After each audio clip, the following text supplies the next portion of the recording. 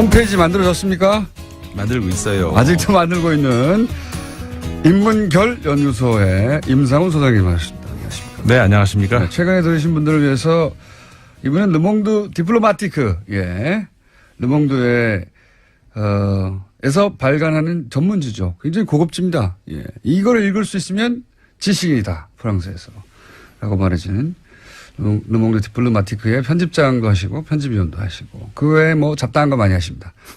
그 중에서 최근에는 인문결연구소의 소장님 아직 홈페이지가 없습니다.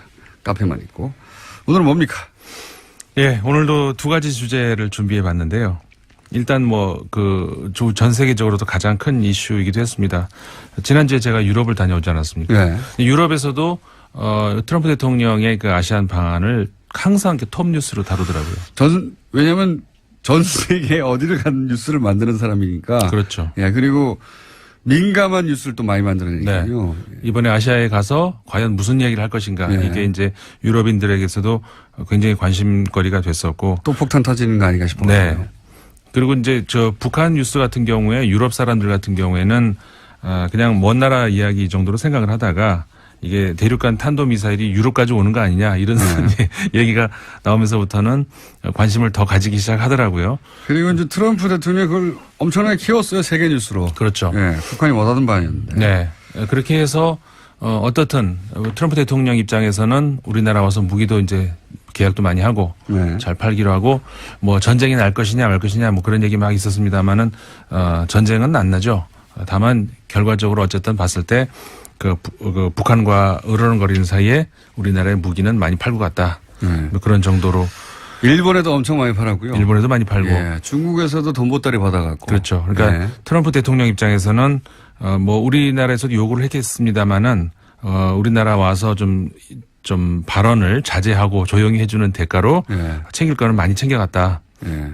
각국에서 본인이 원하는 바 적어도 돈 문제는 많이 챙겨갔다. 그렇죠. 무기 특히. 예. 뭐 우리 트럼프가 많이 달라졌어요. 이렇게 얘기할 수도 있겠지만 그거는 뭐 우리나라 저는 그래서 우리나라 이번에 그 외교팀의 어떤 그 많은 칭찬을 해주고 싶은 것이 저도 그 칭찬 받아야 된다고 봅니다. 예, 조율이 아주 잘 된 것 같다. 뭐 줄 거는 뭐 그때 누가 말씀하셨죠? 그 일을 하는데 쓸 돈은 써야죠. 누가 얘기하셨는데 누가 그랬더라? 세상에 공짜는 없는 법이기 때문에. 그래서 그런 비용 투자는 뭐 어쩔 수 없다면은 그만큼 또 우리도 챙길 건 챙겼고 좀 트럼프를 조용히 자제시키는데 또 성공을 했다. 이렇게 얘기를 할 수 있을 것 같고.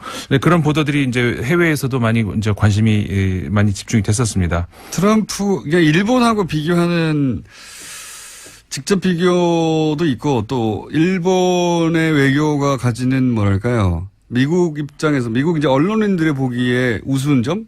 네. 희한한 점? 네. 이런 보도가 꽤 많이 있었어요. 그렇죠. 네. 그리고 유럽에서도 영국 언론들이 이제 그런 보도들이 많이 나왔었는데 영국의 언론에서 그러니까 일본 특유의 문화, 그다음에 특히 미국을 상대로 하는 그 일본 특유의 그 문화, 그러니까 현대사회. 그리고 또 특히 아베. 네. 아베가 유독 심했다는 얘기가 그렇죠. 많아요. 예. 그래서 전통적으로 이번만이 아니고 전통적으로 미국 대통령이 일본에 갔을 때는 극진한 대접을 해왔다는 점을 가디언에서도 이번에 지적을 했더라고요.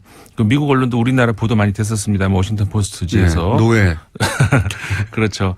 거의 뭐 굴욕적인 어떤 그 아베 총리 입장에서는 보도가 나왔었는데 그런 극진한 대접을 했는데 돌아온 것은 무엇인가라는 걸 이제 우리가 가성비라 그러나 요즘에 그런 걸 따졌을 때는 그렇게 뭐 일본에서 그 성공적이었다라고는 볼 수 없을 것 같다. 부정적인 평가가 많은데 일본 언론도 이제 그 정권 비판 특히 이런 대미 관계의 정권 비판은 굉장히 조심하고 안 하는 나라라서. 네. 그럼 정권 교체가 거의 없는 나라니까요. 그렇죠. 그러다 보니까 그러면 아주 센 비판은 없는데 그런 비판이 이게 있어요. 예. 남긴 게 뭐냐 돈만 많이 썼다. 그렇죠. 그런 분위기가 분명히 있습니다. 일본에서. 그렇게 해서 이제 동북아시아를 거쳐서 이제 동남아시아로 이제 또 무대를 이동하지 않았습니까? 그래가지고 이제 우리 문재인 대통령도 동남아시아 순방을 하고 있습니다만은 베트남, 처음에 인도네시아, 그다음에 베트남, 그다음 필리핀 이렇게 거치면서 국제회의 용어들이 많이 등장을 했어요. 뭐 아펙도 나오고, 네, 아세안도 나오고, 뭐 EAS도 나오고 이제 이게 이제 헷갈릴 수가 있는데 그래서 간단하게 이제 하자면 아페크 혹은 에이펙 같은 경우에는 그 아세안, 그러니까 아세안 먼저 얘기해요. 아세안 같은 경우가 이제 동남아시아 국가들끼리의 네. 어떤 그 10개국인가요? 연합체제죠. 예. 처음엔 60년대 말에 이제 출발했다가 점점 이제 불어나서 이렇게 됐는데, 아까 우리 저 인터뷰에서 하셨습니다마는 밖에서 제가 정청래 의원님하고도 얘기를 잠깐 했어요. 이게 주목을 우리가 앞으로 할 필요가 있다. 네, 아세안 맞습니다. 같은 경우에. 예. 왜냐면은, 아세안 국가들이 지금 목표로 하고 있는 것이 유럽 연합 같이 단일 경제 체제를 이렇게 노리고 있고, 근데 사실상 이게 굉장히 어느 다른 지역보다 가능성이 높은 것이 내구성이 굉장히 좋습니다. 이 국가들 간에. 사실 동북아시아 우리 그 한중일 삼국은 그렇지는 않잖아요. 예. 그리고 서아시아가 그렇습니까? 아니면 뭐 어디 아프리카 그렇습니까? 근데 어느 지역보다 이 내부 국가들 간의 내구성이 좋고, 그 다음에 종교가 사실 불교하고 이슬람교가 있지 않습니까? 그럼에도 불구하고 종교 갈등 없고, 굉장히 그리고 이 국가들을 합쳤을 때는 경제 규모가 사실상 미국, 중국, 일본 다음 가거든요. 그러니까 유럽을 개별 국가로 나눴을 때는 유럽을 유럽연합으로 한다면은 유럽연합 그 다음이 다섯 번째가 되는 거죠. 굉장히 경제적인 그 어떤 그 가능성도 높고, 남방 정책이라고 하나요? 신남방 정책이라고 하나요? 굉장히 우리가 앞으로, 주목을 해봐야 될 그런 단계인 것 같습니다. 그리고 거기다가 이제, 예를 들어서 EAS라고 하는 우리 국제기구 같은 경우는 거기서 더 범위가 넓어지죠. 그러니까는 아시안이 동남아시아라면은 거기다가 플러스 3 하면은 동북아시아까지 합친 거 아니겠습니까? 거기다가 또 추가로 미국이라든가 이런 나라들까지 추가를 한 그런 더 큰 범위로 커지는 것이 EAS라고 하는 이제 그 단위고, 그 기타 등등 여러 가지 국제회의들이 많이 있죠. 전부 아세안 중심으로 많이 있습니다. 자, 동남아 국가를 순방하다 보니까 이런 단어들이 많이 등장해서 잠깐 정리해 주셨고. 네. 벌써 또 6분밖에 안 남았어요. 이제 오늘의 두 번째 주제. 예, 두 번째 주제를 과연 다룰 수 있겠는가, 6분 가지고. 싶긴 한데. 네. 두 번째 주제가 이제 사우디가 심상치 않다예요. 네. 심상치 그렇죠. 않죠. 예, 매우 심상치 않습니다. 예, 매우 복잡합니다. 사우디아라비아라고 하면은 우리 잘 알려진 대로 절대 왕정 국가잖아요. 입헌 왕정이 아니라 이제 절대 왕정 국가라고 할 수가 있는데, 그 20세기의 그 절대 왕정 국가로 사실상 이 정도 규모의 국가로 남아있는 유일한 국가죠. 예. 그렇죠. 예, 없어요. 예. 맞습니다. 그리고 그런 큰 규모의 국가들 중에서는 아주 유일무이한데, 현 사우디아라비아 왕국의 첫 이제 국가 원수, 그러니까 국왕이죠. 이름이 좀 깁니다. 압둘 아지즈 빈 압둘 라흐만 알 사우드. 아랍 국가들 보면 이름이 길잖아요. 이 좀 해석을 하면은 일단 우리가 빈 뭐뭐뭐 이렇게 많지 않습니까? 빈 뭐뭐뭐 하면은 그 무슨 뜻이냐면은 뭐뭐뭐의 아들 이런 뜻입니다. 그러니까 빈 압둘라흐만 하면 압둘라흐만의 아들인 압둘 아지즈, 그다음에 알 사우드, 그러니까 알 사우드 가문의 압둘라흐만의 아들인 압둘 아지즈 이렇게 되는데, 그 아들이 이제 쭉 왕자가 쭉 있지 않겠습니까? 그 왕자들이 대를 이어가면서 왕위를 계속했죠. 사우드 왕, 파이달, 칼리드, 파드 이렇게 왕 이름들이 쭉 있는데, 주목할 만한 점은 지금 현 왕이 이제 살만 왕인데, 왕세자를 부를 땐 빈 살만이라고 한다는 거죠. 그러니까는 무슨 얘기냐면은 지금까지 그 2대부터 7대까지 왕은 빈 뭐뭐가 안 붙었어요. 왜냐하면 어차피 다 빈 압둘 라지즈니까, 한 왕의 아들이니까. 그게 이제 형제들이니까. 그 처음에 이 사우디를 1920년대인가요? 건국할 때 부족이 한 20개가 됐는데, 그때 부족 간의 그 결속 때문에 아버지가 아들한테만 계속 물려주면 20개 부족이 단결이 안 되니까 형제들한테 나눠주는 걸로 승계 원칙을 세웠는데, 이번에 처음으로 아들한테 나눠주려고 하는 거죠. 그렇죠. 그래서 이제 이름이 그렇게 불리는 것이 그 이유가 있습니다. 근데 올 6월에 한번 왕세자가 바뀌었었죠. 그러니까는 현 그 살만 왕의 조카, 그러니까 친형의 아들이 세자가 됐었는데, 기습적으로 세자를 바꿨어요. 친아들로. 트럼프 대통령이 사우디를 트럼프 대통령 취임 이후 첫 번째로 가는 나라가 사우디였어요. 그리고 나서 많은 일들이 벌어지죠. 그때 둘 간에 그 왕가와 트럼프 간에 큰 딜이 있었다. 야, 굉장히 예리하시네요. 국제 문제 워낙 잘 아시니까. 정 맞습니다. 그러니까는 그 전 왕세자 같은 경우가 오바마 대통령하고 가까웠어요. 그런데 현 왕세자 같은 경우에는 트럼프 대통령하고 가까운. 그때 인증을 받았어요. 네. 내가 이렇게 해도 되겠어? 네. 그럼 지금 되돌아보면 그때 인증을 받았고. 네. 그러고 나서 바로 카타르 단교가 일어나죠. 그렇죠. 예. 그렇게 되면서 이 지금 그 대규모 숙청이 이루어지고 있거든요. 사우디에서. 근데 항상 이제 이런 큰 정치적인 어떤 그 앞에는 선명한 어떤 도덕적인 어떤 뭐라고 할까요? 명분이 자리 잡고 있지 않습니까? 어디나. 그러니까 부정부패. 이거는. 그렇죠. 부정부패. 그러니까 좋은 거죠. 맞는 말이고 그 엄청난 절대 왕정 국가 입헌제가 아니기 때문에 얼마나 많은 부패가 있겠습니까? 그러니까는 거기서 이제 빠져나가는 돈만 다 모아도 뭐 얼마나 큰 규모가 되는데 그 명분이 이제 자리 잡고 있는데 그거 뭐 거기에 대해서 뭐라고 할 수가 없죠. 근데 아까 말씀하셨던 것처럼 거기서 이제 카타르와의 단교 사건, 그러니까 사우디아라비아뿐만 아니라 주변의 많은 국가들이 카타르와 단교를 하죠. 그 다음에 이상한 여러 가지 일들이 있어요. 뭐냐면은 그 레바논 총리가 사우디에 왔다가 갑자기 그러니까 저 프랑스 장관과 식사를 하다가 중간에 전화를 받고 갑자기 나가서 사퇴를 하죠. 사퇴를 발표를 합니다. 그러니까 레바논 총리가 사우디에 와서 사퇴를 발표하고 레바논으로 안 돌아가질 않고. 그럼 지금 어디 있는 거냐? 모릅니다. 레바논 입장에서는 일단은 사태를 파악하기 우리나라 총리 어디 갔어? 들어와라. 들어오면 뭐 우리가 추이를 보고서 사퇴를 받든가 말든가 할 테니까 들어와라. 근데 안 들어오고 있어요. 그리고 미사일 한 방이 사우디아라비아로 상공을 날아가는 거를 격출시키는 일이 있고 이게 도대체 다 뭐냐? 이 뒤를 이렇게 우리가 들여다보면은 역시 사우디와 이란 간의 그러니까 시아파와 시아파 그렇죠. 순위파 간의 그 갈등이 카타르 문제, 레바논 문제, 그다음에 그 예멘의 그 반군 문제 모든 문제에 다 이게 들어가 있다는 거죠. 그렇죠. 이란이 이제 지지하는 시아파들하고 예멘도 대리전쟁하는 거잖아요. 그렇죠. 지금. 그러니까 시아파, 순위파가 그 안에 또 갈라져 있는데 시아파는 이란이 밀고 순위파는 사우디가 밀고. 그렇죠. 카타르는 이란 쪽에 가까우니까 사우디가 단교를 해버리고. 그렇죠. 그 단교하고 나서 트럼프가 단교를 지지한다고 트위터 썼거든요. 그러니까 그 뒤에는 또 그 이란 뒤에는 러시아가 사우디 뒤에는 미국이 있는 거죠. 그렇죠.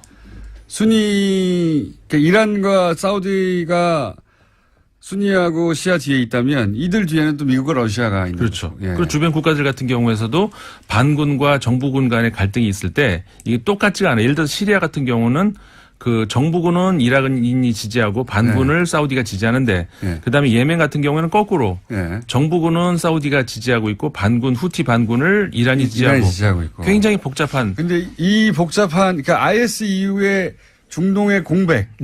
을 누가 차지하는 놓고 그렇죠. 둘이 부딪히고 있고 그렇죠. 거기에 트럼프하고 사우디가 딱 붙었다. 맞습니다. 그래서 IS 이후로 과연 이게 중동이 어디로 갈 것인가. 이거를 우리가 주목을 해봐야 된다. 트럼프가 전폭적으로 사우디를 지원하면서 전쟁이 날 수도 있다.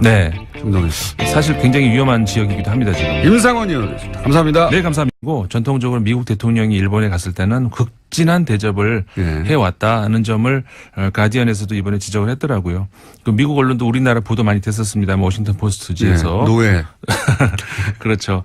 거의 뭐 굴욕적인 어떤 그 아베 총리 입장에서는 보도가 나왔었는데 그런 극진한 대접을 했는데 돌아온 것은 무엇인가라는 걸 이제 우리가 가성비라 그러나 요즘에 그런 걸 따졌을 때는 그렇게 뭐 일본에서 그 성공적이었다라고는 볼 수 없을 것 같다. 부정적인 평가가 많은데 일본 언론도 이제 그 정권 비판 특히 이런 대미 관계의 정권 비판은 굉장히 조심하고 안 하는 나라라서. 그럼 정권 교체가 거의 없는 나라니까요. 그렇죠. 그러다 보니까 그러면 그 아주 센 비판은 없는데 그런 비판이 이게 있어요. 남긴 게 못 먹기 때문에. 그래서 그런 비용 투자는 뭐 어쩔 수 없다면은 그만큼 또 우리도 챙길 건 챙겼고 좀 트럼프를 조용히 자제시키는 데도 성공을 했다. 이렇게 얘기를 할 수 있을 것 같고. 그런 보도들이 이제 해외에서도 많이 이제 관심이 많이 집중이 됐었습니다. 트럼프, 일본하고 비교하는 직접 비교도 있고 또 일본의 외교가 가지는 뭐랄까요. 미국 입장에서 미국 이제 언론인들의 보기에 우스운 점?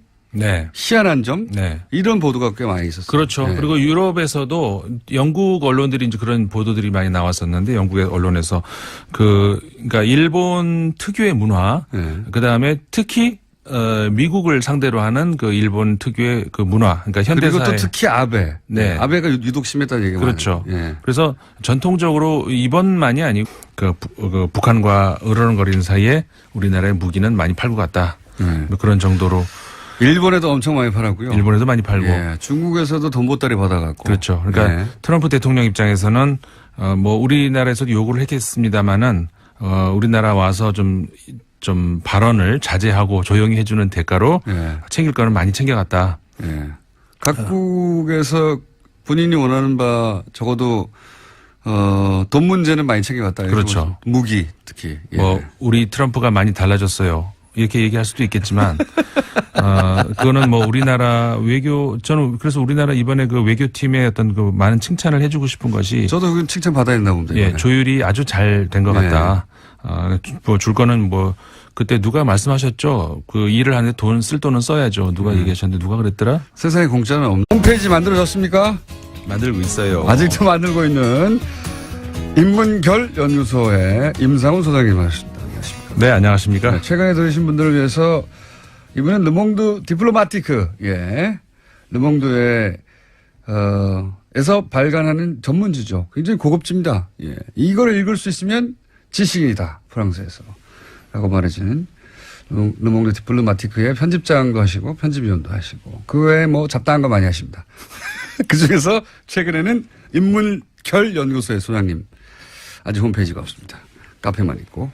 오늘은 뭡니까? 예, 오늘도 두 가지 주제를 준비해 봤는데요. 일단 뭐 전 세계적으로도 가장 큰 이슈이기도 했습니다.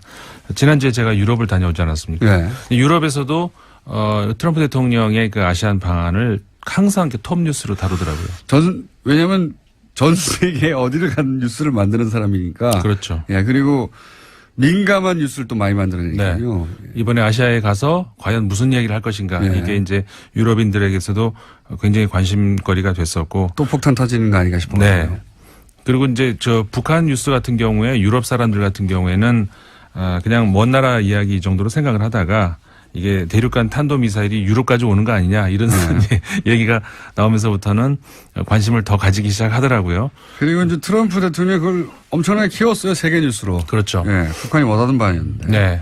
그렇게 해서 어떻든 트럼프 대통령 입장에서는 우리나라 와서 무기도 이제 계약도 많이 하고 네. 잘 팔기로 하고 뭐 전쟁이 날 것이냐 말 것이냐 뭐 그런 얘기 막 있었습니다만은 전쟁은 안 나죠. 다만 결과적으로 어쨌든 봤을 때